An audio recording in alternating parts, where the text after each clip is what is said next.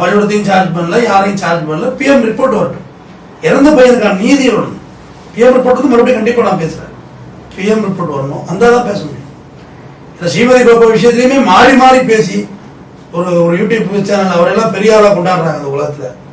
அவர் வந்து அது காதல் இருந்து அது இருந்து பேசுறாரு. எப்ப என்ன ஆதாரத்துல பேசுறீங்க? ஒரு வீட்டுல புள்ள செத்துருக்கு, என்ன பேசுறதா வாய்ப்பு இருக்கிறத?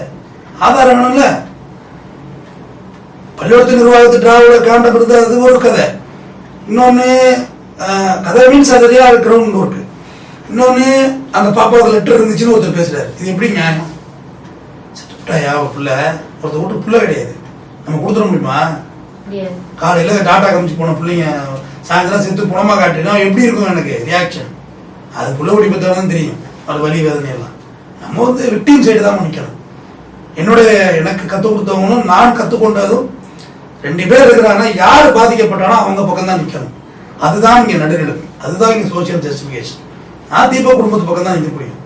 என்ன போய் வா பள்ளிக்கூடத்துக்கு தேவையான என்னன்னா பேச முடியாது. பட் என்ன நடந்திருக்குன்னு தெரியும், வாட் இஸ் வாட்னு தெரியும். பள்ளிக்கூடம் தப்பு அப்படின்னு சொல்றது தவறான கற்பிதம். தனியார் பள்ளி என்டர்டைன்மெண்ட்டுக்காக நீ சொல்லி விடுறது.